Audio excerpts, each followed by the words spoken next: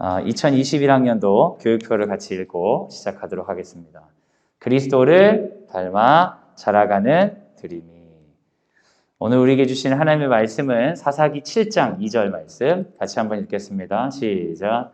여호와께서 기드온에게 이르시되 너를 따르는 백성이 너무 많은즉 내가 그들의 손에 미디안 사람을 넘겨주지 아니하리니 이는 이스라엘이 나를 거슬러 스스로 자랑하기를 내 손이 나를 구원하였다 할까 함이니라. 아멘.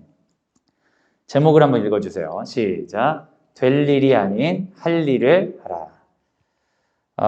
여러분 그 사막 메뚜기에 대해서 들어보셨어요?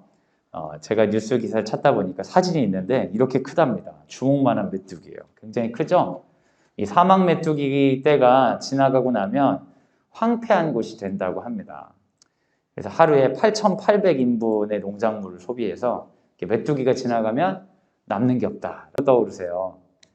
네, 안 떠오르실 수도 있죠, 물론. 네, 출애굽기에 보면 메뚜기 재앙이 있지 않습니까? 하나님께서 그 자연 만물을 이용하셔서 이제 그 여호와를 섬기지 않는 백성을 심판하시는 그런 장면에서 나오는데요. 출애굽기 10장 15절 한번 같이 읽겠습니다. 시작. 메뚜기가 온 땅을 덮어 땅이 어둡게 되었으며 메뚜기가 우박에 상하지 아니한 밭의 채소와 나무 열매를 다 먹었으므로 애굽 온 땅에서 나무나 밭의 채소나 푸른 것은 남지 아니하였더라. 메뚜기 재앙의 특징은 남지 않는 것입니다. 여러분 뭔가가 그래도 남아있으니까 희망이 있다 생각할 수 있는데 메뚜기가 지나가고 나면 희망마저도 꺾어버리는 거죠. 이스라엘 사람들이 사사기를 읽다 보면 미디안의 공격을 받게 됩니다. 그런데 성경에서는 미디안들이 이스라엘을 공격하는 그 장면을 마치 메뚜기 떼 같다고 묘사하고 있습니다. 사사기 6장 4절에서 5절 한번 읽겠습니다. 시작. 진을 치고 가사에 이르도록 토지 소산을 멸하여 이스라엘 가운데 먹을 것을 남겨두지 아니하며 양이나 소나 나귀도 남기지 아니하니 이는 그들이 그들의 짐승과 장막을 가지고 올라와 메뚜기 떼같이 많이 들어오니 그 사람과 낙타가 무수함이라.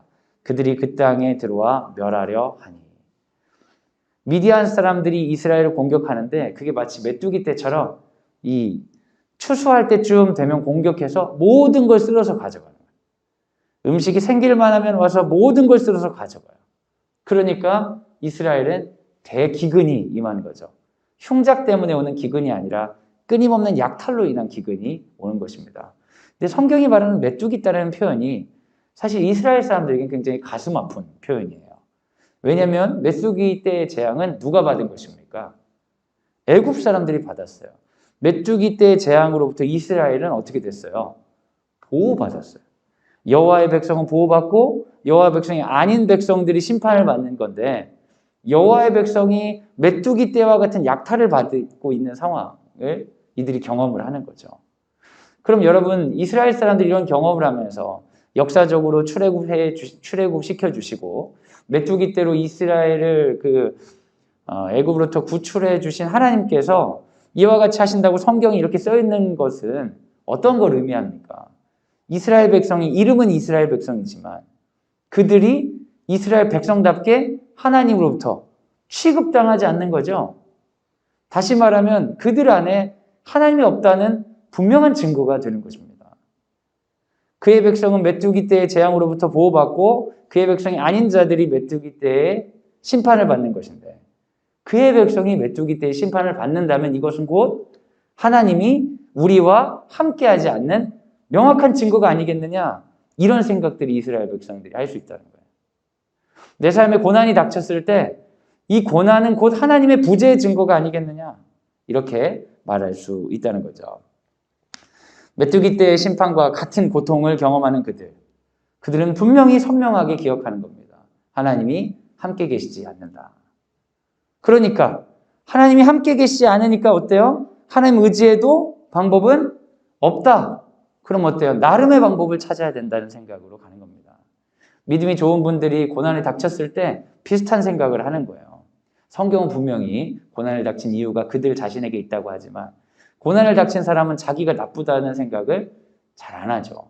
나 정도면 최선을 다해 살았는데, 나 정도면 괜찮은데, 남들이 어떻게 보든 상관없이 스스로는 자기를 좋게 보는 경향이 있거든요. 나 정도면, 이 정도면 신앙생활 잘했는데, 나에게 이런 고통이 있는 것은 하나님 분명히 부재한 그 증거가 되고, 하나님 부재하시다면 이제 하나님 의지하지 않고 다른 방법을 찾아야지, 이런 식으로 나아가는 거예요. 그것을 이제 믿음 있는 사람들 시험에 들었다 하는데, 이스라엘 백성들이 자기 죄악 때문에 자기 시험에 들어서 하나님을 멀리 떠나게 되는 과정이 성경에 나오는 겁니다. 나름의 방법들을 찾는 이스라엘 백성들의 모습이 성경에 드러나는데요. 그 중에 한 명은 기드온이라는 사람입니다. 기드온도 하나님 의지에서는 더 이상 이 문제를 해결할 수 없기 때문에 나름의 방법을 찾습니다. 그 나름의 방법이 성경에서는 포도주 틀에 들어가서 타작을 하는 거예요. 여러분, 포도주 틀을 뭐 그림들 여러 가지 있었는데 제가 하나 그냥 가져왔습니다. 전혀 이 사진을 찍은 분과 상의하지 않고 가져왔기 때문에 혹시 문제가 되면 삭제하도록 하겠습니다. 포도주 틀이 뭐냐면 이 포도를 담아놓고 이렇게 밟아가지고 즙을 내는 틀이에요.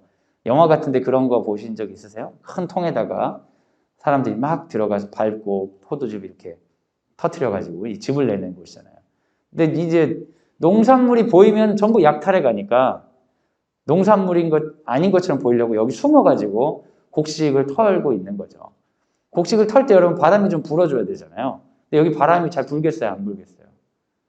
당연히 잘 안 불겠죠? 근데 억지로 그냥 힘들게 털고 있는 겁니다. 깊은 기근이 있기 때문에 먹고 살아야 되니까. 하나님 의지에도 방법이 없으니까 극단적이더라도 나름의 방법으로 살아야 되는 모습인 거죠. 그러면 이 일을 참여하고 있는 기드온은 어떤 생각을 가지고 있겠습니까? 당연히 하나님은 우리와 함께 계시지 않는다. 그리고 또 한 가지, 나는 너무 비참하다. 여러분, 정상적인 방법이 아니라 비정상적인, 비전형적인 방법, 포도주 틀에서 타작을 터는 그런 상황에 처했을 때 사람이 느끼는 비참함이란 이루 말할 수가 없죠. 여러분, 쓰레기통은 음식을 버리는 곳일 수 있는데 만약에 우리가 쓰레기통을 뒤져서 음식을 먹어야 되는 상황에 처한다면 마음이 어떻겠어요? 자기 자신에 대한 자존감이 어떠하겠습니까? 내 자신이 너무 비참하고 하나님을 함께 하시지 않고 이런 생각에 가득 짓눌려 있을 확률이 높습니다. 그런데 성경은 아주 역설적인 장면을 보여줘요. 하나님은 분명히 우리와 함께 계시지 않고 나는 너무나 비참하고 이런 생각을 가진 기드온에게 천사가 나타나서 그의 상황을 역전시킬 만한 전혀 다른 메시지를 전달하는 것입니다. 사사기 6장 12절과 13절 한번 읽겠습니다. 시작. 여호와의 사자가 기드온에게 나타나 이르되 큰 용사여 여호와께서 너와 함께 계시도다 하매 기드온이 그에게 대답하되 오 나의 주여 여호와께서 우리와 함께 계시면 어찌하여 이 모든 일이 우리에게 일어났나이까 또 우리 조상들이 일찍이 우리에게 이르기를 여호와께서 우리를 애굽에서 올라오게 하신 것이 아니냐 한 그 모든 이적이 어디 있나이까 이제 여호와께서 우리를 버리사 미디안의 손에 우리를 넘겨 주셨나이다 하니 천사가 다가와서 하는 이야기는 너는 큰 용사라는 거예요. 마치 쓰레기통에서 음식을 찾는 것 같은 비참한 인생에게 넌 큰 용사라고 이야기하고 하나님께서 부재하셔서 이런 비참함 가운데 내가 있다고 생각하는 사람에게 여호와께서 너와 함께 계시다고 이야기합니다. 기드온은 자신의 이성을 사용해서 전적으로 이것을 부인하죠. 만약에 하나님께서 함께 하신다면 이게 말이 됩니까?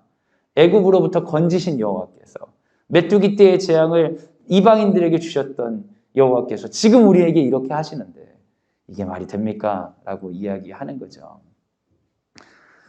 이렇게 생각하는 겁니다. 기드온은 하나님께서 함께 계시지 않아 심판을 받았다. 그런데 천사는 말하죠. 여호와께서 너와 함께 계신다. 그럼 여러분 이건 무슨 이야기입니까? 성경에서 이야기하고 메시지는 뭐예요? 내 삶에 어떠한 고통이 온다고 해도 그 고통이 곧 하나님 부재의 이유가 될 수는 없다는 거예요. 내가 지금 고통을 당한 이유가 하나님 없기 때문이 아니라고 가르쳐주고 있는 거예요. 우리는 기도의 어두운 순간을 경험하죠. 그때 뭐라고 외치냐면 하나님 어디 계십니까? 하나님 무엇 하십니까? 하나님 원인이 뭡니까? 마치 하나님이 없는 것처럼 이야기하죠. 여러분 그 나사로와 마리아 마르다 이야기를 기억하십니까? 예수께서 나사로가 죽었을 때 천천히니까 마리아와 마르다가 다 이야기하는 거예요. 주께서 계셨더라면 내 오라버니가 죽지 않아야 하였을 텐데. 이 고통의 이유는 하나님 부재다라고 말하는 사람들이 있지만 성경은 선명하게 말하는 거예요. 고통이 곧 하나님 부재를 뜻하는 건 아니다. 하나님이 나와 함께 계셔도 내 안에 고통은 있을 수 있다. 아주 명백하게 얘기하는 거죠. 그러니까 여러분, 하나님이 없다고 이야기할 수 없다고 성경은 이야기하는 겁니다. 그리고 숨어서 곡식을 터는 비참하고 약한 자에게 큰 용사여라고 이야기하는 건 하나님께서 눈 가리고 아웅하듯이 말씀하시는 걸까요? 아닙니다. 하나님께서 기도원을 통해 뭘 보신 거예요?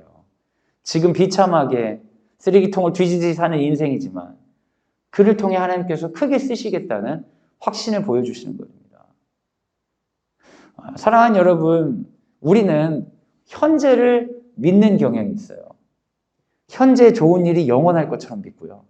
현재의 고통이 영원할 것처럼 믿어요. 우리가 삶 가운데 그렇지 않다는 걸 계속 경험하면서도 믿기는 그렇게 믿어요. 그래서 좋은 일이 좀만 있어도 교만해지는 거예요. 좀 좋은 일 있으면 야 진짜 인생 이제 끝났다. 진짜. 내가 정복했어. 그러면서 사람들에게 함부로 대하고 내가 전부 아는 것처럼 대하고 남들이 자기에게 조금만 뭐라고 해도 모욕감을 느끼죠.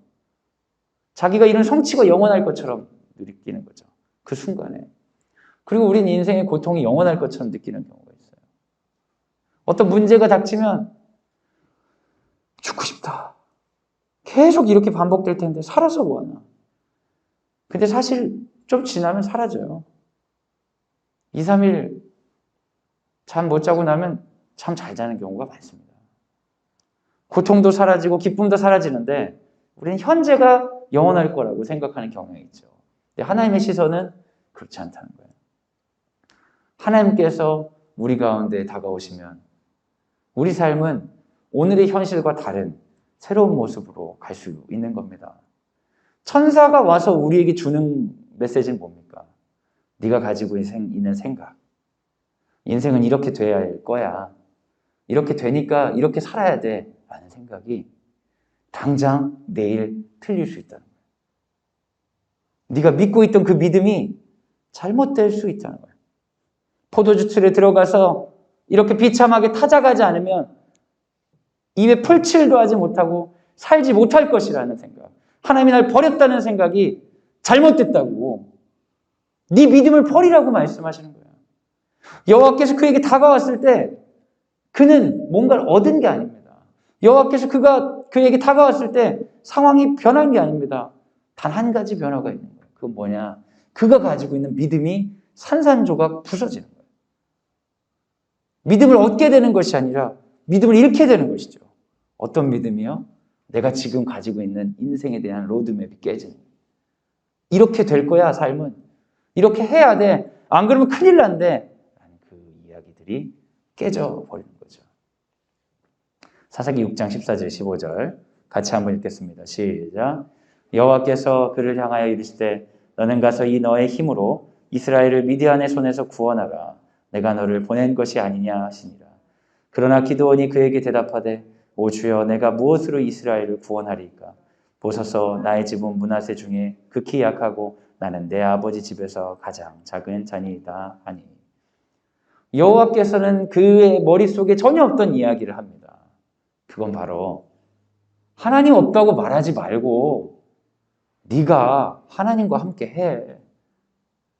아무도 구원해 주지 않는다고 불평하지 말고 네가 하라고. 그러니까 기드온이 이야기하는 거예요. 저는 아닙니다. 사랑하는 여러분, 여호와께서 역사하시지 않는 것 같을 때가 있죠. 참 답답할 때가 있어요. 제가 신학교에 들어가서 굉장히 회의감을 많이 느꼈습니다.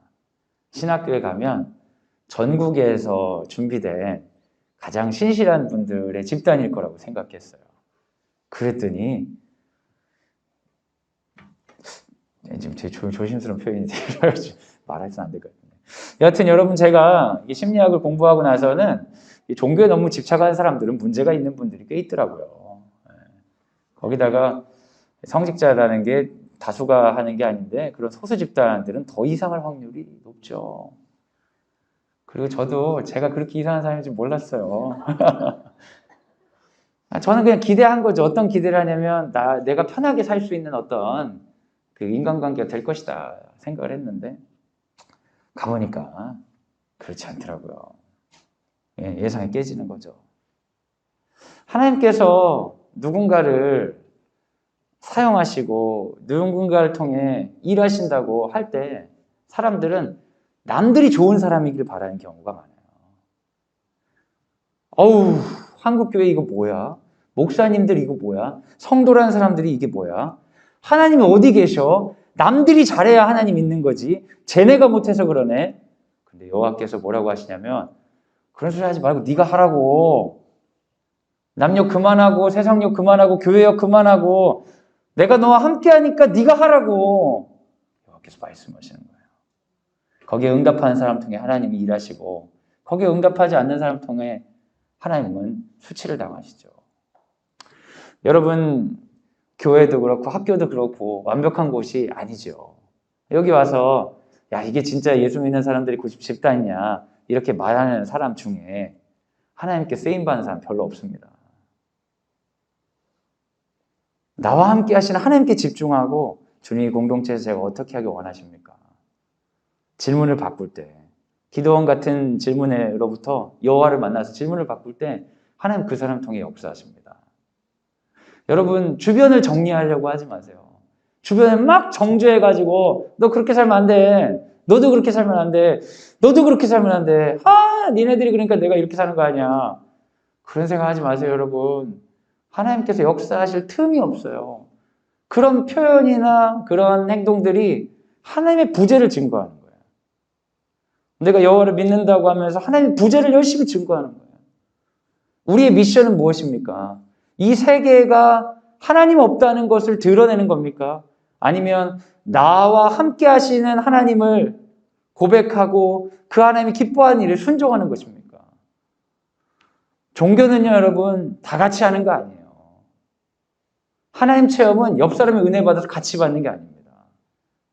나와 함께 계신 하나님 고백하고 신실하게 내가 순종하는 길이에요.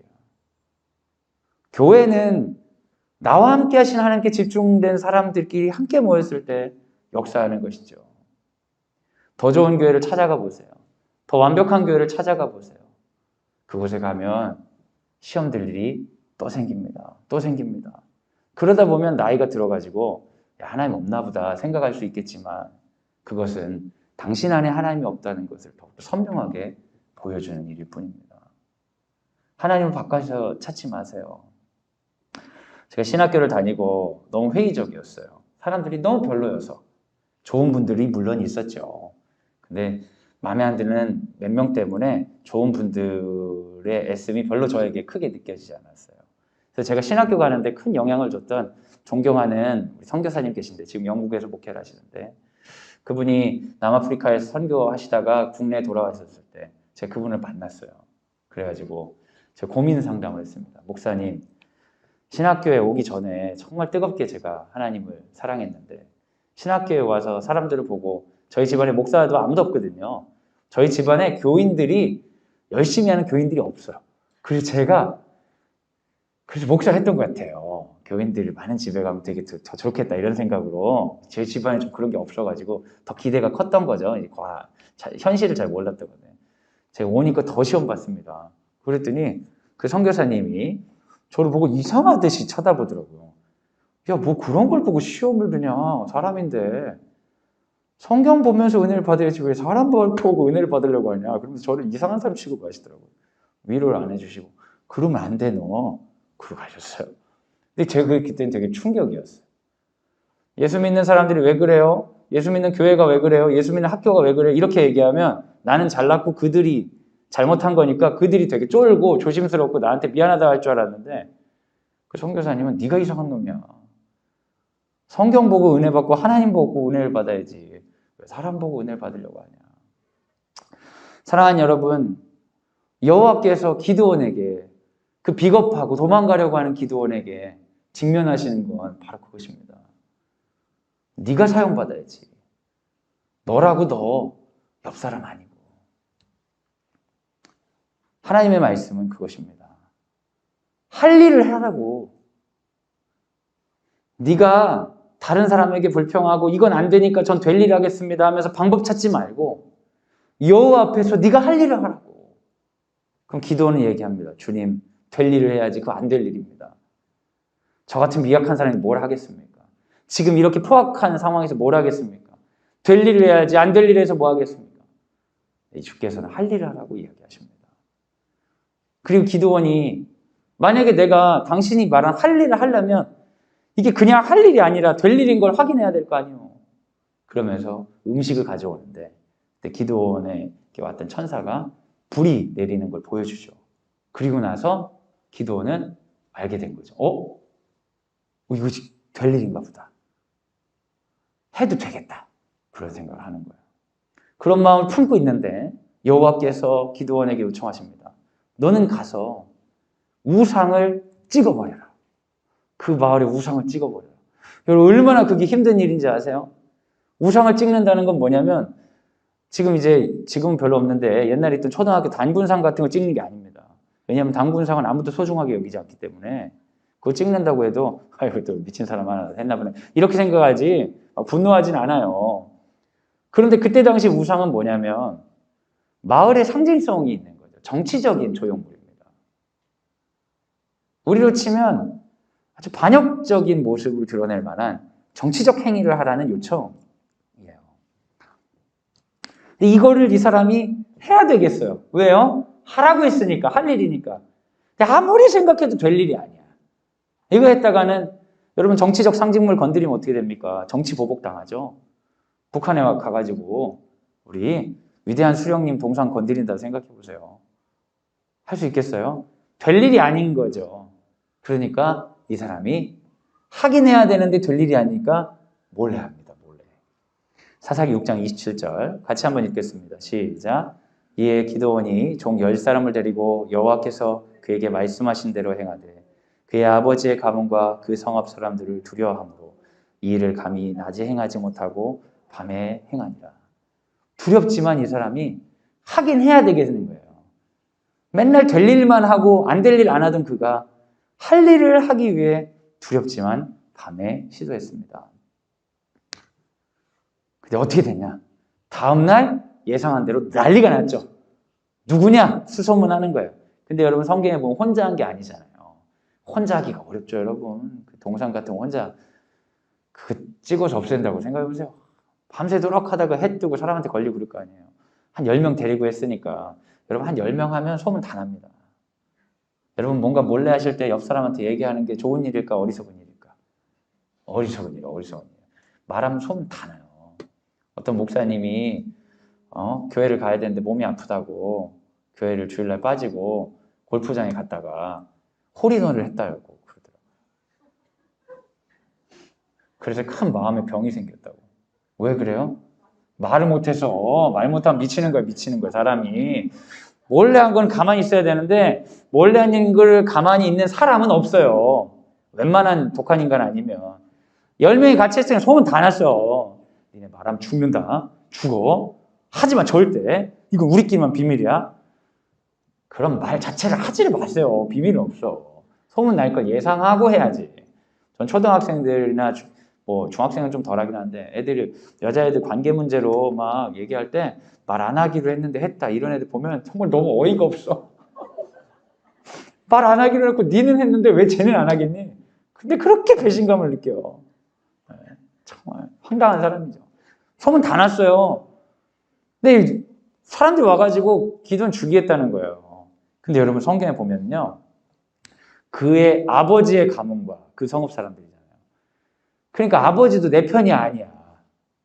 아니에요. 정치적 상징물이기 때문에 모든 사람들이 나에게 보복할 수 있는 상황인데 이상하게 아버지가 요아스가 아들 편을 들어주는 거예요. 야, 바알이 진짜 신이면 지가 알아서 하겠지 하면서 건드리지 마 하면서 아버지가 보고를 해줘. 그러니까 기드온이 안 될 일 했는데, 할 일 했는데 하나님 되게 하시네? 이거 경험한 거예요. 그리고 나서는 이상하게 소문이 나기 시작했어요. 여룻바알이라는 자가 이스라엘에 등장했다. 미디안으로부터 억압받던 사람들이 여룻바알이라는 소리를 들으면서 희망을 품기 시작해요. 바알과 싸우는 여룻바알을 하나님이 숨겨두셨다. 실체는 뭐예요? 실체는 겁쟁이. 어쩔 수 없이 하는 사람인데 소문이 나기 시작해요. 여룻바알이 등장했다. 이스라엘에. 미디안에도 소문이 여룻바알이라는 사람이 등장했다. 일이 이상하게 되어가고 있죠. 근데 이때 미디안 사람들이 이 여룻바알 때문에 그런지 군대를 모아서 쳐들어옵니다. 그리고 하나님께서 기드온을 통해 군대를 모으도록 하세요. 사사기 6장 34절에서 36절 같이 한번 읽겠습니다. 시작. 여호와의 영이 기드온에게 임하시니 기드온이 나팔을 불매 아비에셀이 그의 뒤를 따라 부름을 받으니라. 기드온이 또 사자들을 온 므낫세에 두루 보내매 그들도 모여서 그를 따르고 또 사자들을 아셀과 스불론과 납달리에 보내매 그 무리도 올라와 그를 영접하더라. 기드온이 하나님께 여쭈되 주께서 이미 말씀하신 같이 내 손으로 이스라엘을 구원하시려거든. 원래는 군대들이 모이지 않아요. 사람들이 다 될 일이 아니라고 하고 숨어 있는데 여룻바알이라는 상징성이 수많은 군대를 불러일으킨 거예요. 그러니까 여러분, 이스라엘은 그때 당시에도 미디안을 대항해서 싸울 수 있는 힘이 있었어요, 없었어요? 있었던 거예요. 있었는데 두려워서 될 일이 아니라고 생각해서 멈췄던 거죠. 여룻바알이라는 상징성 때문에 수많은 군대가 나오는 거예요. 그러니까 기드온이 딱 등장하면 사람들이 저 사람 여룻바알이야. 저기 진짜인가 봐, 진짜인가. 근데 실제 기드온의 실체는 뭐예요? 아무것도 몰라. 그냥 시키는 대로 할 일을 했을 뿐인데 너무 높은 자리에 와버렸어요. 사람들이 기드온을 보고 몰리고 적들도 기드온을 두려워하면서 싸우러 왔어요. 그러니까 기드온이 실체를 알기 때문에 하나님께 물어보는 거예요. 남들한테는 얘기 안 하고 하나님께 물어보는 거예요. 여호와께 주님 혹시 진짜 이기게 하시려거든. 이상한 소리를 하는 거예요. 여러분이 잘 알고 있는 그 양털을 이야기죠. 주님 진짜 이기게 하시려거든. 제가 양털 한 덩어리 놓을 테니까 주변에 싹 마르고 양털만 적게 해주세요. 이거 남들하고 얘기하고 했을까요? 혼자서 했을까요? 기드온이 사람이 이렇게 많이 모이는 걸 보고 이기겠다 하고 좋았을까요? 걱정이 많아졌을까요? 망했다, 망했어. 이럴 줄에 겁나게 모였네. 소문을 들어보니까 적들도 기드온이 여룻바알이 있다는데 망했다, 망했어. 어떡하냐. 하나님 확신을 주세요. 그 양털을 놓고 말도 안 되는 소리를 하는 거지. 주변은 마르고 이것만 적게 하여 주옵소서. 그리고 이거 안 되면 해산시키면 되겠다. 주께서 원치 않으시니까. 자고 일어났어요.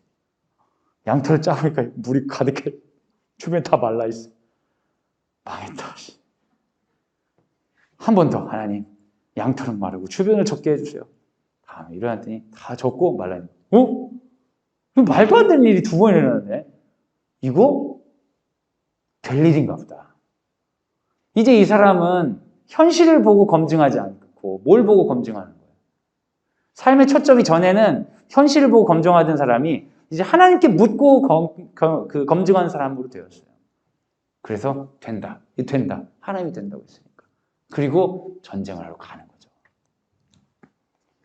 그런데 여러분, 여호와께서 너무 이상한 제안을 하시는 거예요. 사사기 7장 2절 같이 한번 읽겠습니다. 시작. 여호와께서 기드온에게 이르시되 너를 따르는 백성이 너무 많은즉 내가 그들의 손에 미디안 사람을 넘겨주지 아니하리니 이는 이스라엘이 나를 거슬러 스스로 자랑하기를 내 손이 나를 구원하였다 할까 합니다. 이제 되겠다 하고 병사들이 이끌고 가는데 그래도 저쪽이 훨씬 많아요. 10만 명은 더 많은 상황인데 주께서 그러시는 거예요. 너무 많아. 애들 좀 줄여봐. 된다고 하셨는데 줄이라고? 근데 이제 이미 어차피 지는 전쟁이거든요. 여호와께서 하시는 걸로 하기로 결정했기 때문에 이제 그렇게 하긴 하는데 여기서 말하는 중요한 포인트는 하나님의 의도예요. 어차피 네가 못 이겨. 그런데 내가 너와 함께 할 거야. 이 메시지를 전해주시기 위해서. 그러니까 이 전쟁에서 이길 것 같고 될 일 같으니까 하는 게 아니라 될 일이 아니지만 해야 되는 일이니까 넌 하는 거야. 네가 지금 하는 것은 너의 성공이나 너의 욕심을 채우기 위한 게 아니라 나에게 순종하는 거야. 그리고 순종했을 때 나와 동행한다는 걸 가르쳐 주기 위해 이 전쟁을 하는 거야 하면서 전쟁의 목적을 가르쳐 주시죠. 그래서 여러분 읽어보셔서 알지만 기드온이 어떻게 했어요? 다 보내죠. 두려워 떠는 자는 가라! 그러니까 엄청 가는 거예요, 사람들이. 뭐야 이거 다 호수아비네. 그리고 나서 물을 먹을 때 여호와께서 말하잖아요. 핥아 먹는 사람들, 무릎 꿇고 먹는 사람들, 맘 편하게 먹는 사람들은 다 보내고 긴장하고 먹는 사람들만 남기라고 했더니 제대로 준비된 사람들 남겨놨더니 빠릿빠릿하고 또렷하는 사람 남겨니까 300명밖에 안 남은 이야기죠. 아시죠? 다 보내버린 거예요. 그리고 나서 정탐을 갑니다. 정탐을 갔는데 여긴 300명인데 거기는 막 10만 명이 넘는 군대가 있는데 정탐해서 잘 들어보니까 사람들이 두려워 떨고 있어요. 기드온의 칼이 온다는데 그 여룻발이 도대체 어떤 사람인지 사람 두려워 떠는 거예요. 기드온이 황당하죠. 뭐야? 우리 300명인데 두려워하네. 그리고 나서 여호와께서 시키는 대로 하는 여러분 이야기 아시잖아요. 칼과 방패 준비하지 않고 횃불 든 항아리하고 나팔 준비해서 깨고 나팔 부르더니 어떻게 돼요? 지들끼리 죽이는 거예요. 여룻발이다! 두려워서. 기드온의 칼이다! 근데 기드온은 사실 전공을 세운 적이 없어요. 장군도 아니, 한 번도 전쟁을 해본 적이 없는 사람이에요. 우상을 부수는 것도 힘들어서 10명을 데려가서 부수는 지극히 평범한 사람이에요. 근데 그들 안에 두려움이 엄청 커진 거예요. 무서워서 그 두려움에 반응하는 거예요. 그들은 두려움 때문에 자멸했지만 이스라엘 사람들은 여호와를 믿고 300명이서 그 전쟁을 이기게 되죠. 사랑하는 여러분, 이 성경이 우리에게 주는 메시지가 있어요. 그건 우리가 해야 되는 일은 될 일이 아니라는 거예요. 안 될 일을 하자는 얘기는 아닌데 믿는 자들이 해야 되는 일은 할 일을 하는 것입니다. 그걸 순종이라고요. 기독교가 욕을 먹고 사람들로부터 폄하받는다면 그 이유는 너무 될 일을 하기 때문이에요. 남들이 보기에 너무 이해되는 일들을 하는 거예요. 아, 저런 식으로 재산을 축적하나 보구나. 아, 저런 식으로 사람들을 학대하나 보구나. 아, 저런 식으로 사람들을 지배하나 보구나. 너무 이해가 되니까 믿을 수가 없는 거죠. 그런데 신앙인들은 어떤 사람이냐면 될 일을 하는 사람이 아니라 할 일을 하는 사람입니다. 할 일을 하는 사람이 있을 때, 모든 사람이 될 일을 하고 할 일을 하는 사람이 있을 때 세상은 변화의 가능성이 생기는 거예요. 모두 다 될 일만 하고 이 세계의 법칙만 따라간다면 여러분 이 세계의 변화의 가능성이 없죠. 그대로 돌아가겠죠. 멈춰서서 할 일을 하는 자들, 하나님께서 기뻐하시는 일이 무엇인지 묻는 자들을 통해 여호와께서는 이 세계에 하나님 나라를 만들어 가십니다. 그래서 순종하는 한 명이 필요한 거예요. 그래서 우리에게 필요한 건 뭐냐면 기드온이 경험했던 것처럼 질문을 회복하는 겁니다. 잃어버렸던 질문을 회복하는 거예요. 원래는 그런 건 아니죠. 원하는 것을 얻기 위해 어떻게 해야 되지? 어떻게 하면 될 일이 될까? 어떻게 되게 될까? 내 꿈이 되게 할까? 이 질문을 가지고 있다가 다른 질문을 회복하는 거예요. 하나님이 원하시는 건 뭐지? 예수님이라면 어떻게 하실까? 성령께서 기뻐하시는 방향은 뭐지? 전에 한 번도 질문해보지 않았던 걸 하기 시작하는 거죠. 아이들 키우시다가 되게 화날 때 있으시잖아요. 잘 안 되는 것처럼 여겨지실 때 있잖아요. 그러면 여러분 어떻게 하세요? 오은영 씨 같은 분한테 영상도 보고 될 일을 찾아보는 책도 보고 훌륭한 거죠. 그 정도 훌륭한 거예요. 막 사람들한테 물어보고 걱정하고 될 일을 막 찾아보는 거예요. 근데 그거 좋은 거거든요. 근데 믿는 사람들은 질문을 바꾸는 질문의 회복이 필요해요. 될 일을 막 찾는 게 아니라 하나님이 기뻐하시는 거지 뭐지? 어떤 분들은 될 일을 너무 찾느라 내가 신앙인이라는 사실도 차 잊어버리는 거예요. 우리는 여기 있는 이유는 할 일을 하기 위함이죠. 그게 미션입니다. 그게 사명이에요. 할 일을 위해 될 일들을 내려놓은 사람들이 신앙인들이죠. 너무 똑똑해서 될 일만 찾아가느라 하나님이 기뻐하시는 것이 무엇인지에 대한 질문을 잊어버리면 그러면 실체가 드러나는 겁니다. 기도원의 실체가 드러나는 거예요. 수치를 당하고 죄책감을 느끼고 패할 수밖에 없는 거죠. 패하지 않고 이긴다면 미디안과 같이 악인이 되어버리는 겁니다. 여러분, 믿음의 정체성을 지킨다는 건 우리 안에 이 질문을 잊지 않고 가지고 있는다는 거예요.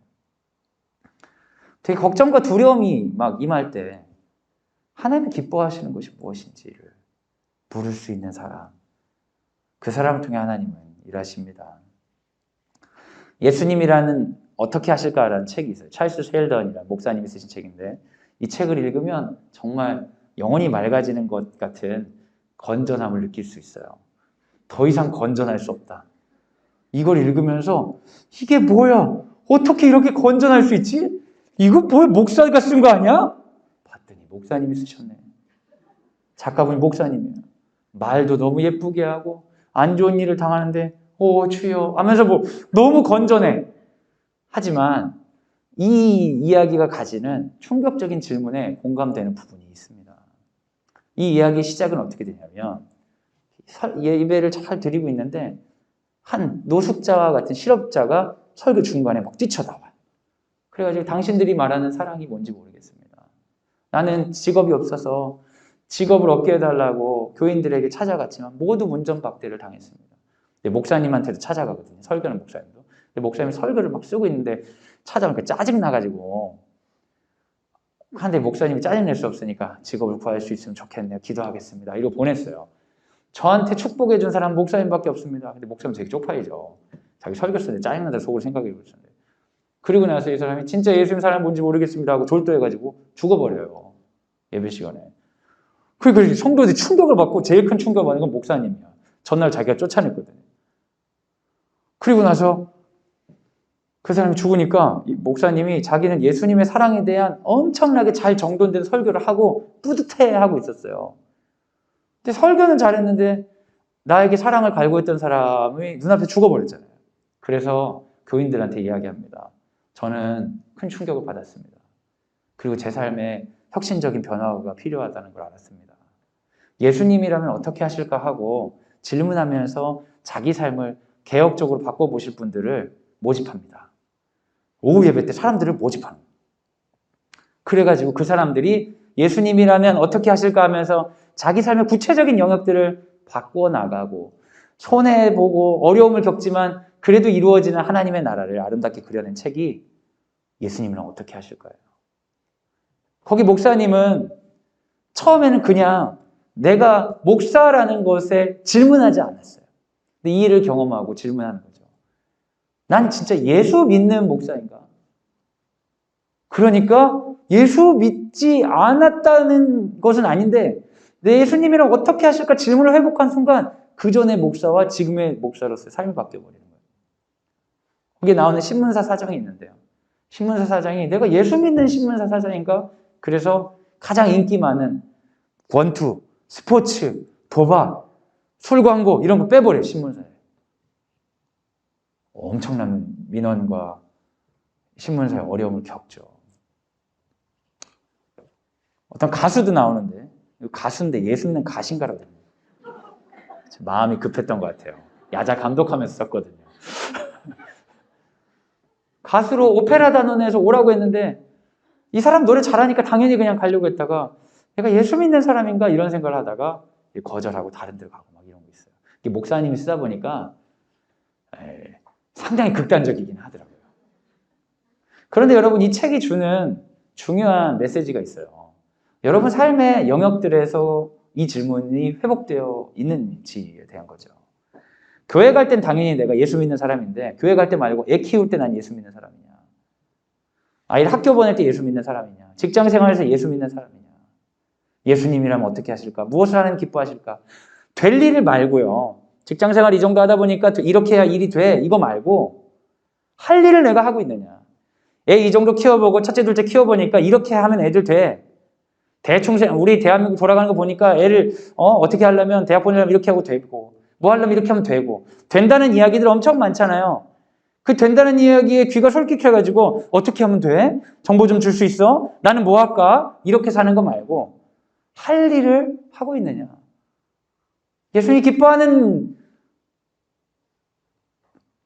예수님이 기뻐하시는 일을 내 삶에 끌어와서 하는 영역이 어디냐라는 거죠.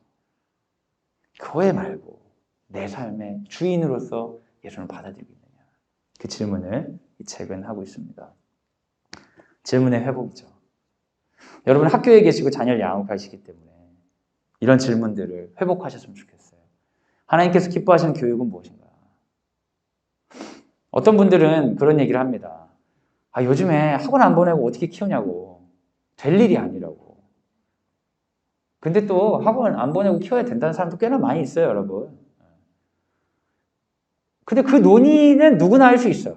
어떤 분들은 학원 없이 자기 주도적으로 키우는 게 오히려 나중에는 장기적으로 고등학교에서 더 유익이 된다. 이런 분도 있고 학원에 도움받지 않고는 어떤 수준 이상 안 된다. 이런 분들이 있어요. 근데 그런 거는 누구나 할 수 있는 논의잖아요. 근데 광성대림학교에서는 어떤 논의를 해야 되냐면 하나님이 기뻐하시는 교육은 무엇인가? 왜 광성대림학교에서는 사교육을 금지하게 됐을까요? 왜 광성대림학교는 학교를 왜 만들었을까요? 될 일을 하려고 했을까요? 이 세계의 방식이 될 일이 아닌 것 같아서 새로운 될 일을 찾은 걸까요? 아니면 하나님이 기뻐하시는 교육에 있어서 우리가 할 일, 하나님이 기뻐하시는 부모로서 우리가 해야 될 일, 그 질문을 가지고 만들었을까요? 여러분 잘 생각해 보십시오. 여러분 가운데 이 질문을 잃어버리셨다면 여러분 굉장히 힘드실걸요. 왜냐하면 광성대림학교는 될 일을 하기 위해 있는 곳이 아니기 때문에 여러분에게 될 일을 약속하지 않기 때문입니다. 우리는 할 일을 하기로 결정한 사람들이고 할 일을 했을 때 주께서 일하시는 걸 보겠다는 믿음으로 세워진 학교이기 때문입니다. 그런데 여러분 일반 학교에 가가지고 여호와 믿는다고 내가 할 일 하겠다. 마음 지키기 쉬워요? 어려워요? 어렵죠. 우리 아이한테 너는 믿음을 가지고 할 일을 하거라. 애들이 다 그렇지 않더라도 애가 어떻게 생각할까요? 부모를 잘못 만났어. 부모를. 일반적인 부모를 만났어야 되는데 극단적인 부모를 만났어. 이럴 거 아니에요. 아이들이 믿음으로 잘 자라기 어렵습니다. 세계관적 충돌이 있어서. 그래서 학교를 만들어 달라고 요청하고 학교를 세운 것입니다. 그러니까 여러분 학교에 와서 될 일을 요청하면 안 돼요. 오히려 우리는 계속해서 선명하게 우리가 할 일에 집중해야 돼요. 하나님이 기뻐하시는 교육은 무엇입니까? 하나님이 기뻐하시는 자녀 양육은 무엇입니까? 이걸 질문하고 이거에 초점을 맞춰야 우리 자녀를 통해 하나님께서 역사하시는 걸 보는 거예요. 근데 이 질문을 가지지 않고 될 일이라 아니냐 가늠하다가 학교를 졸업하신 분들은 아이고 그 돈이면 다른 거 할 걸. 이건 뭐예요? 될 일이 다른 건데 여기서 가장 누릴 수 있는 하나님과 함께하는 것을 누리지 못하고 간 사람들이 하는 말입니다. 어떤 분들은 여기서 하나님을 누리고 가기 때문에 가장 큰 보석을 발견했다고 하고 어떤 분들은 그냥 평범한 학교지 뭐 사립학교 아니야? 뭐 어쩌면 이런 학교 아니야? 다양한 평가들을 할 수 있어요. 그런데 여러분 우리 공동체에 머무는 분들이 밭에 감추인 보화를 발견한 것처럼 하나님과 함께 동행하길 소원합니다. 그러기 위해서는 질문이 회복돼야 돼요. 하나님이 기뻐하시는 공부는 무엇인가? 어떤 분들 그런 분들이 있었어요. 사교육을 하지 않는 학교라고 하니까 되게 아이들 풀어서 자연주의로 키우는 학교인 줄 알고 들어오신 거예요. 근데 사교육을 하지 않는다고 하는데 선생님들이 숙제를 겁나게 내. 자기관리일지 때문에 미쳐버릴 것 같아. 차라리 사교육 시키는 게 편하지 이 자기관리일지 부모 사인을 하느니 그래가지고 어떤 분들은 막 뭐라고 하는 거예요. 아이들을 좀 더 자유롭게 키워야 되지 않냐. 우리는 애들을 자유롭게 키우려고 학교를 만든 게 아니에요, 여러분. 그런 방법이 많이 있잖아요. 학교를 안 보내면 되잖아요. 얼마나 자유로워요. 그렇잖아요. 여기 질문한 거 하나님 기뻐하시는 교육은 뭐냐. 하나님이 기뻐하시는 교육을 하려면 자기를 뭐 하고 뭐 이런 거 가지고 이런 것들이 형성되는 거죠. 공부도 마찬가지입니다. 여러분 애들 공부해야 됩니까? 안 해도 됩니까? 안 해도 되는 집이 있을 것 같아. 일부지만 그런 집의 자녀들은 참 부럽습니다. 그렇죠. 어쨌든 대부분은 공부를 해야 돼. 스스로 할 수 있는 게 없으면 이 세계에서 하나님께서 기뻐하신 일에 동참할 수가 없죠. 공부를 해야 됩니다. 하나님께서 기뻐하시는 공부를 하기 위해서는 어떤 공부를 해야 되나? 경쟁을 통해 우리 실력이 좀 더 향상될 수 있습니다. 경쟁을 잘 이용해야 되죠. 하지만 정말 기뻐하는 공부 자체가 질리지 않고 기뻐할 수 있도록 다양한 방법들을 찾아야겠죠. 정답은 모르겠지만 그 질문을 가지고 토론하고 나아가고 함께 걸어가는 것이 기독학교입니다. 하나님께서 기뻐하시는 인간관계는 무엇인가? 저는 광성대림학교를 다니면서 단 한 번 학교폭력위원회에 신고를 하겠다는 분을 만난 적이 있어요. 올해 말고 예전에. 그때는 학교 전담 경찰관이 있어가지고 경찰관에게 전화를 했어요. 근데 너무나 사소한 일이었나 봐요. 경찰관이 이걸 진지하게 듣지 않고 담임 선생님한테 전화를 해서 그 화가 많이 났던데 좀 달래줘요. 이러고 끝나버렸어요. 그래서 그분은 굉장한 부끄러움을 당하고 말았어요. 근데 올해 들어서는 학폭을 건다, 어쩐다 이런 얘기들이 굉장히 많아졌어요. 지금까지 한 번도 없다. 올해 딱 그런 일들이 많더라고요. 근데 여러분, 학폭을 거는 것은 권리입니다. 그죠?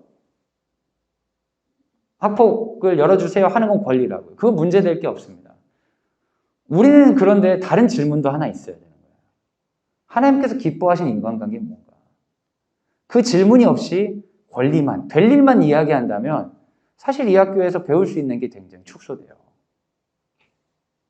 여러분 가운데 질문이 회복되기 소원합니다. 하나님 기뻐하시는 건 뭔가? 그거 하나님 기뻐하시는 건 대충 참고 넘어가자는 게 아니라 진짜 하나님 이 과정을 통해 우리 아이들에게 주고자 하는 메시지는 뭔지를 진지하게 어른들이 생각해보고 이 세 개의 메시지뿐만 아니라 비상식적으로 가자는 게 아닙니다. 이 세 개의 메시지뿐만 아니라 이 메시지가 아닌 하나님이 기뻐하시는 뭔가에 대해 함께 토론하고 함께 실험하고 함께 아이들과 싸우고 기도하면서 나아가는 학교를 같이 만들어 가자는 거죠. 하나님께서 기뻐하는 가정은 무엇인가? 여러분 집에서 그런 질문들을 우리가 해보는 거예요. 이런 질문을 하라고 하면 이제 집에 가가지고 남편에게 여보 이야기 좀 합시다. 그러면 남편이 두려워 떨죠. 하나님이 기뻐하시는 가정이라고 생각해 우리 집이? 그러면 남편이 상당히 집을 나가고 싶겠죠. 여러분 다른 사람한테 아까 기도는 똑같아요. 다른 사람한테 하라는 게 아니라 내가 질문해 내가. 이 집에서 하나님 기뻐하는 가정을 위해 내가 지켜야 될 거룩함은 무엇인가? 내가 하자는 거예요. 내가. 하나님 기뻐하는 돈 버는 법과 쓰는 방법은 무엇인가? 될 일들이 다 있고요. 안 될 일들이 있겠죠. 그런데 이런 도전을 해보는 거예요. 기독 공동체에서. 여러분 이 질문 가운데 하나님이 기뻐하시는 일을 하면 될 것이다라는 약속이 있으면 좋겠지만 이 세계는 그 약속 때문에 어려움을 겪고 있는 거예요. 이렇게 하면 됩니다라는 약속이 여호와를 떠나게 하는 게 이 세계의 문제입니다. 그래서 아이들에게 믿음을 전수할 수가 없어요. 오히려 우리는 마지막 약속. 여러분 정말 영생을 믿으십니까? 여러분 주께서 주시는 생명의 풍성함을 믿으세요? 예수께서 우리에게 주시고자 약속하셨다는 그 생명이요. 누리고 계십니까? 주께서 약속하신 그 누림으로 인하여서 이 질문을 내 평생에 가지고 가겠다라는 믿음 있는 자들을 우리가 기르기 위해 이 학교를 하는 것입니다. 될 일이 아니라 할 일을 찾는 것이에요. 일상의 하나님을 주인으로 초청하는 것이죠. 교회에서는 주인이신 하나님이 내 일상의 주인이 아닌 분들이 많죠. 우리가 이런 걸 해보자는 거예요. 쉽겠어요? 어렵겠어요? 어렵죠. 기드온의 변명이 우리 안에 차오르죠. 여호와께서 함께 하시면 그렇게 되겠습니까? 안 함께 해놓고 왜 나보고 이런 거 부담 주는 거야? 난 미디안 사람이 제일 작은 사람이라고요. 그런 얘기를 하고 싶겠죠. 그런데 주께서 그 얘기 말씀하시잖아요. 큰 용사여, 여호와께서 너와 함께 하시도다. 말씀이 임하면 거절할 수가 없는 거예요. 억지로 따르실 수는 없습니다. 억지로 따르는 분은 오히려 거꾸로예요. 성령을 구하셔야 돼요. 주께서 나의 영역들을 주께 드릴 수 있도록 성령 충만하게 해주세요. 제가 면담을 하는 중에 신기한 분들 보게 돼요. 딱 면담 장소에 들어오는 순간 이 느낌이 우리 쪽 라인 느낌이 아닌 분들이 있어요. 우리 쪽 라인들이 좀 그래도 얌전한 라인들이에요. 약간 그 종교인 느낌이 좀 나거든요. 여기 사람 좀 수수하고 뭔가 좀 꼭 다 수수해야 된다는 건 아닌데 저분들은 우리 라인이 확실히 아닌 것 같은데 그런 느낌이 드는 분들이 있어요. 궁금해서 물어보면 어떻게 지원하셨어요? 그 자기들이 여기 와 있는 게 너무 신기하다는 거예요. 자기들은 진짜 잘 노는 부부인데 어느 날 놀러 갔다가 친구 부부가 자기들이 교회를 다니니까 자기 교회 가는 동안 같이 가자는 거야. 그래서 갔대요. 가서 앉았는데 자기 남편을 보니까 남편이 울고 있더래. 교회 처음 왔는데 자기도 울고 있는 거야. 그래서 하나님이 너무 믿어진다는 거야. 그리고 자기 삶을 싹 바꾸기 시작했대요. 설명이 없어요. 근데 제가 그런 분들을 적게 만난 게 아니에요. 여러분, 뭔가 우리가 기도원이 돼야 돼! 기도원이 될 거야! 그런다고 되는 게 아니라 우리가 들어야 되는 말씀이 있어요. 큰 용사요. 하나님 너와 함께 계십니다. 그 확신이 우리에게 필요한 거예요. 그러면 그 확신을 가지고 우리가 하나님 기뻐하시는 것들로 바꿔지는 역사가 있습니다. 저는 여러분에게 도전합니다. 주님을 많이 간구하세요. 만나달라고. 이미 만나고 계시지만 그래도 만나달라고 간구하세요. 내가 순종할 수 있게 해달라고.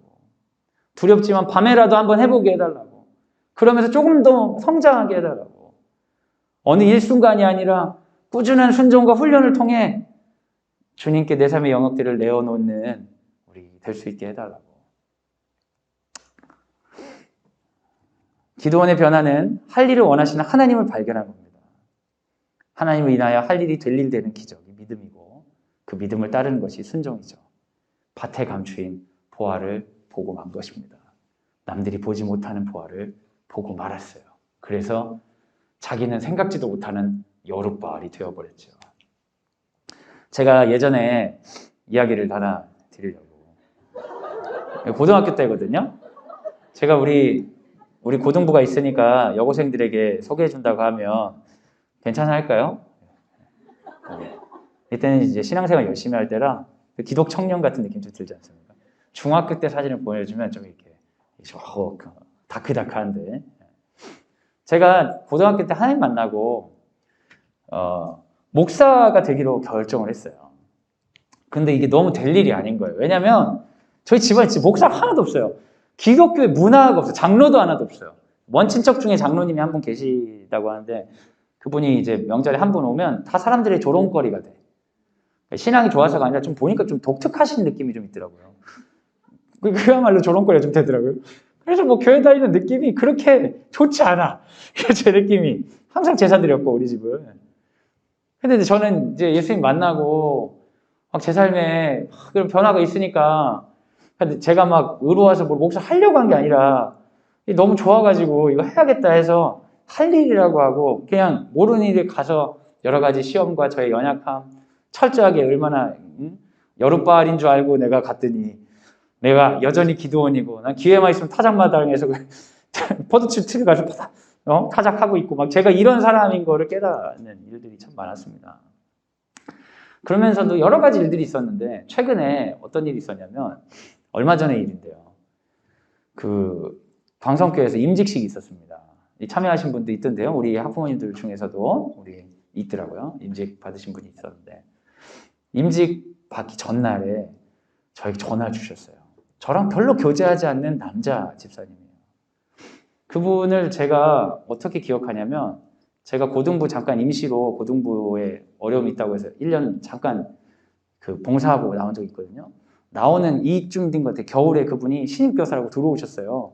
그래가지고 목사님 저 고등부 이제 내년에 하려고 합니다. 잘 부탁드립니다. 앞으로 목사님께 잘 배우겠습니다. 그러시더라고요. 그래서 네, 너무 감사해요. 저는 올해까지 하고 그만둡니다. 그래서 제가 나왔거든요. 잘 모르는 분이에요. 그분의 이름만 알아. 이름하고 잘 모르는 분인데 그분 전화해가지고 저한테 그러는 거예요. 목사님 너무 감사하다고. 그래서 네. 어떤 일 있으실까요? 제가 안수 집사 받겠다. 너무 축하드립니다. 네, 감사합니다. 이게 목사님 덕분이라는 거예요. 너무 어이가 없잖아요. 뭐 밑도 끝도 없이 자기가 안수 집사는 저 때문이래요. 만나본 적이 없어. 그때 인사한 게 거의 끝이고 다행이네요. 너무 감사하네요. 제가 그랬는데 이분이 그런 얘기를 하는 거예요. 목사님이 하셨던 그리스도인의 자유란 설교 있지 않습니까? 그래요. 제가 잘 기억이 안 나는 거예요. 근데 제가 찾아봤더니 그리스도인의 자유란 설교를 제가 했었어요.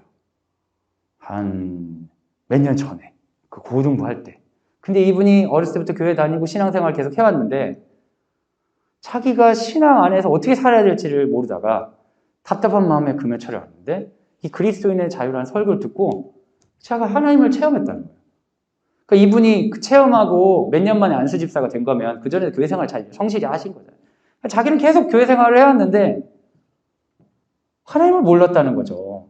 그리고 그 설교를 듣고 자기가 복음을 듣게 되고 그때 어떻게 보면 이미 그 전에 수없이 영접을 했지만 결심을 하게 되어서 그때부터 주님의 길을 따르는 마음으로 산다고. 그 안수집사가 자기가 될 때 되니까 마음을 새롭게 하기 위해서 다시 이 설교를 들었다는 거예요. 전 잊어버렸는데 제가 너무 영광스럽더라고요. 진짜 영광스럽네요. 집사님 위해 한 설교는 아니지만 너무 영광스러워. 그래서 제가 그런 생각이 들었어요. 어떤 거냐면 순간순간 제가 목사가 되고 너무 좀 이렇게 쓸모없어 보일 때가 있는 거예요. 세상에 될 일들이 많은데 이렇게 했으면 더 좋았을 텐데 이거 괜히 내가 할 일 한다고 객기부려고 여기 와 있나? 남들이 괜히 피해주는 거 아니야? 이런 생각이 들 때가 많아요. 어떤 사람은 저한테 여룻바알처럼 보는 사람도 있지만 저는 여전히 기드원이니까 때릴 때는 교만해가지고 내 마음대로 될 것처럼 하지만 제가 저를 잘 알잖아요. 목사란 이름이 참 부담스럽고 내가 전도해서 은혜 받았다고 하는 사람들이 있어도 좀 지나면 다 믿음 버리고 다 타락하고 또 나도 내 믿음도 못 지키겠고 막 이런 그런 생각을 참 많이 하고 있는데 이분이 와가지고 그런 얘기를 하는 거죠. 나는 그냥 금요철 하라니까 내 딴에는 남들 앞에 쓰는 거니까 열심히 준비해서 그냥 한 거지. 영혼 구령에 대한 그런 뜨거운 마음 가지고 했었나? 전혀 그런 게 없었는데 하나님은 할 일을 하시는구나.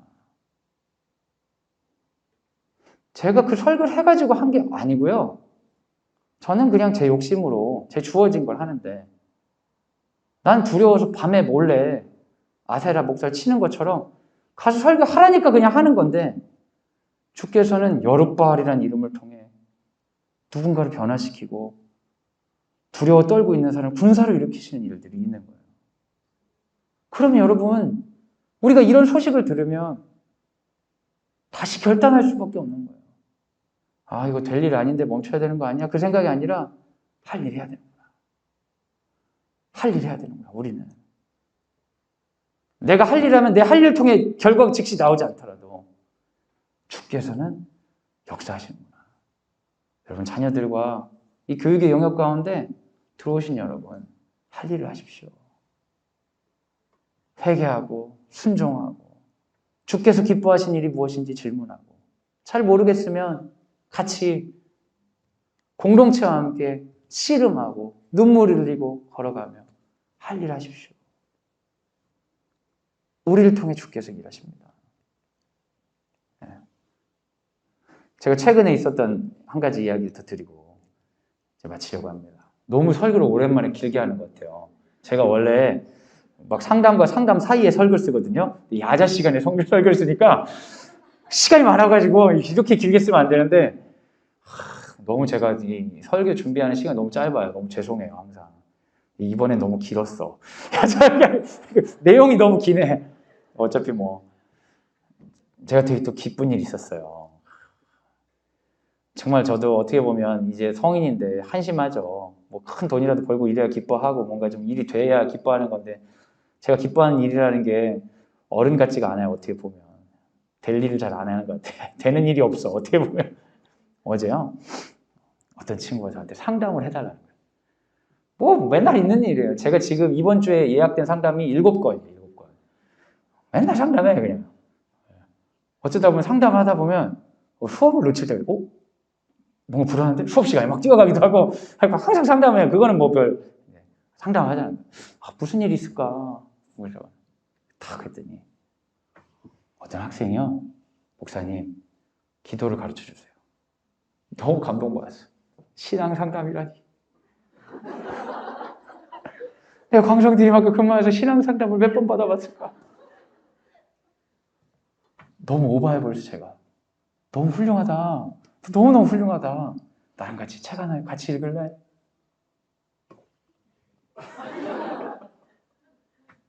내가 이번 주는 꽉 차 있고 다다음 주 금요일날 시간이 있으니까 다다음 주 금요일 오면 그때 내가 책을 구해올 테니까 우리 같이 책을 읽으면서 기도회를 나누고 우리 같이 하면 기도회도 만들 수 있고 제가 너무 기뻐하고 막 얘기를 했어요. 걔가 그 상담원 친구가 밝은 표정으로 네. 너무 오버했는지 모르겠어요. 너무 기뻤어요. 근데 여러분 저는 얘기 드리고 싶은 게 그런 거예요. 기도에 대해서 너무 가르쳐주고 싶어요. 근데 예배 시간에 처자는 애들한테 기도를 가르치고 싶진 않아요. 일어나 임마! 여관이냐? 이런 얘기를 목사한테 듣게 하고 싶지 않아요, 여러분. 자면 자야지 어떻게 하겠어요. 너무 자서 너무 혼자 할 때는 잠깐 일어나주세요, 여러분. 앞에 한번 봐주시고요. 이 정도는 하겠지만 애들한테 강요해서 가르칠 수가 없어요. 근데 기도가 궁금한 애들은 되게 많아요, 사실. 얘네들이 기도가 쉽고 이게 그 선행학습 해가지고 아무것도 아니어서 자는 게 아니라 궁금한 애들은 많아요. 질문을 못 하는 거야. 그냥 특별히 될 일이라고 생각을 안 하니까. 근데 하나님이 할 일인 것 같은 것은 하게 하실 때가 있어요. 근데 그걸 해야지 세상이 움직이는 거예요. 지난주, 지지난주에 제가 얘기 드렸죠. 감사 일기에 대한 설교를 하니까 어떤 친구가 목사님 감사일기 저 쓰고 싶습니다 하고 저한테 얘기했다고 얘기 해주셨잖아요. 그래서 그 친구랑 우리가 짝일기를 시작했잖아요. 남학생이랑 중3 남학생이랑 얼마나 설레는 일인지. 그런데 여러분 그게 점점 나도 쓰고 싶어요. 나도 쓰고 싶어요. 나도 쓰고 싶어요. 그래서 지금 한 10명 정도 늘어났어요. 설교를 들으면서 어떤 사람은 반응하고 싶어요. 많은 사람들이 반응하고 싶고 죄책감도 느껴요. 이래야 되는데. 근데 그냥 있는 거예요. 왜냐하면 될 일이 아니니까. 될 일 해야지. 할 일 한다고 그러면 안 돼. 그러니까 다 놓치는데 어떤 친구가 목사님 저 한번 하고 싶어요. 할 일을 시도하는 거예요. 걔도 공부해야죠. 할 일 많은데 할 일 시도하니까 그 할 일을 통해 그 물꼬를 통해 그 안에 다른 사람들을 일으키고 변화를 일으키는 겁니다. 여러분 남들이 불평하고 나도 불평하고 될 일에 관해 이야기하고 상의하고 그런 존재가 되지 마세요. 그런 사람은 세상에 많아요. 너무 많아. 그런 사람들은 일반적으로 살면 돼. 근데 여기는 할 일을 하기로 온 사람이에요. 두려우면 기도 요청하시고요. 할 일을 찾아보세요. 하나님께서 우리 학부모님들 한 분 한 분의 결단과 말을 통해 역사하시는 걸 전 봅니다. 물론 모두는 아니에요. 이 할 일을 하기로 결단하고 다짐하시고 나아가는 통해 주께서 일하십니다. 교육의 영역 가운데 하나님 나라를 세우는 그 일에 동참하십시오. 제가 이번 주 야자 감독은 이번 학기 야자 감독은 다 끝났어요. 뭐라고 다 했거든요. 앞으로 이렇게 길진 않을 것 같아요. 같이 기도하도록 하겠습니다. 우리 함께 기도할 때 기도원의 마음, 그 기도원의 마음 가운데 공감되는 것들을 한번 돌아봅시다. 하나님이 없다고 생각하고 고통은 곧 하나님 부재라고 여기고 스스로를 작게 여기고 될 일을 찾아 포도주 틀에 들어가서 비참하게 곡식을 털고 있는 기도원의 모습 가운데 우리가 공감되는 부분이 없는지 한번 돌아봅시다. 그가 요룻바알이 되어 백성을 인도하게 될 수 있었던 변화의 시작은 바로 주님과의 만남입니다. 큰 용사여 여호와께서 너와 함께 하시도다. 그 한마디면 아무런 상황이 변하지 않았지만 될 일을 찾아 되지도 않는 될 일을 찾아 애써 다니던 그가 할 일을 할 수 있는 주의 사자로 사명자로 설 수 있었습니다. 이 시간 기도할 때에 주님 우리를 교육에 있어서 사명자로 불러주셨으니 우리에게도 말씀하여 주시옵소서. 큰 용사여 여호와께서 너와 함께 하시도다. 그 말씀을 아멘으로 받아 여룻바알로 쓰임받고 내 삶의 영역 가운데 하나님께 영광 돌리는 우리가 되도록 인도해 달라고 시간 같이 기도하도록 하겠습니다. 함께 기도하겠습니다. 사랑하는 여러분, 이 시간 우리 자녀들을 위해 기도하기 원합니다. 우리 자녀들은 수많은 이야기 속에서 살고 있습니다. 어떠한 것이 될 일인지에 대한 불안과 걱정이 많습니다. 이 세계가 주는 메시지 가운데 우리 아이들 담대함을 가지기가 어렵습니다. 하나님의 음성은 작아 보이고 하나님의 부재는 선명하게 느껴지는 때입니다. 우리도 아이들을 설득하려 하지만 이 세계가 그렇게 돌아가지 않기 때문에 이 세계의 법칙 가운데 우리 자녀들이 목소리를 잃고 있습니다. 우리 같이 기도할 수밖에 없습니다. 우리가 함께 기도할 때 주님 아이들에게 믿음 주시옵소서. 이 세계에 하나님 큰 용사가 되어서 주께서 함께 계심을 선포할 사람들이 필요합니다. 하나님 나라의 일에 동참할 사람들이 필요합니다. 우리 자녀들이 그러한 일에 아멘할 수 있도록 우리가 기도합니다. 믿음을 주시옵소서. 방송드림학교 공동체 가운데 믿음의 부흥이 일어나게 하여 주시옵소서. 누군가로부터 강요된 것이 아니라 어쩔 수 없이 가장하는 것이 아니라 주여 내가 여기 있나이다 나를 사용하여 주옵소서. 너는 큰 용사라 여호와께서 너와 함께 하신다라는 음성을 듣고 일어난 지체들이 우리 안에 자발적으로 일어나게 하여 주옵소서. 우리들의 기도를 통해 그러한 역사를 허락하여 주옵소서. 이 시간 자녀들의 믿음과 우리 공동체의 믿음을 위해 함께 기도하도록 하겠습니다. 같이 기도하겠습니다. 주님 감사합니다. 이 시간 우리 지도자들과 교사들, 교직원들을 위해 기도해 주시기 바랍니다. 교장 선생님과 교감 선생님, 행정실장과 우리 담임 선생님과 교과 선생님들 그리고 직원들 한 분 한 분을 위해서 기도해 주실 때에 우리가 기독 공동체를 표방하는 것이 아니라 하나님 나라의 원리가 우리 가운데 살아있는 항상 질문이 회복되는 하나님이 기뻐하시는 수업은 무엇인가? 하나님께서 기뻐하시는 행정은 무엇인가? 하나님께서 기뻐하시는 관계는 무엇인가? 이런 질문들이 회복되는 공동체 될 수 있도록 각 사람에게 성령의 충만함을 허락하여 주시옵소서. 우리 공동체 가운데 분쟁이 없을 수 없으나 그 분쟁을 해결할 때 질문을 회복하여서 하나님께서 기뻐하시는 것을 묻고 하나님께서 기뻐하시는 성장과 성숙으로 나아가는 계기 삼는 방송드림학교 될 수 있도록 인도해달라고 시간 같이 한번 기도하도록 하겠습니다. 같이 기도합니다. 하나님 감사합니다. 우리가 함께 예배할 수 있는 은혜를 허락해 주셔서 감사합니다. 학교에서 예배하는 것 자체가 하나님 의미 없는 일이라고 생각하는 사람들이 많습니다. 세상에 수많은 사람들이 기도를 통해 일하려는 것을 한심하게 보는 사람들이 많습니다. 그러나 주님 우리는 할 일을 하게 하여 주시옵소서. 주께서 부르신 바 그대로 믿음으로 응답하게 하여 주시옵소서. 될 일을 찾아 두려워하고 하나님 걱정하며 이 땅의 어느 곳들을 막 뒤져 사는 인생이 아니라 주께서 허락하신 공간 안에서 할 일을 하며 든든하고 담대하게 메뚜기 떼와 같은 그들에게 나아갔던 기도원처럼 믿음으로 아이들 양육하게 하여 주시고 믿음으로 우리 삶의 자리를 지키게 하여 주옵소서. 우리가 하는 공로가 아니라 엄마의 정보력과 누군가의 재력으로 이것이 이루어졌다 스스로 자랑하는 것이 아니라 주께서 일하셨다고 고백할 수 있는 기도원에게 역사하셨던 그 하나님이 여전히 역사하신다고 자녀들에게 철저한 삶으로 가르칠 수 있는 기도 가꾸모로 우리를 세워 주시옵소서. 이제는 예수 그리스도의 은혜와 하나님의 사랑과 성령의 교통하심이 주의 말씀을 듣고 주님 말씀하시면 순종하겠습니다. 간절히 기대하는 사랑하는 광성드림학교 모든 식구들 위해 지금부터 영원까지 함께 하시기를 간절히 축원하옵나이다. 아멘.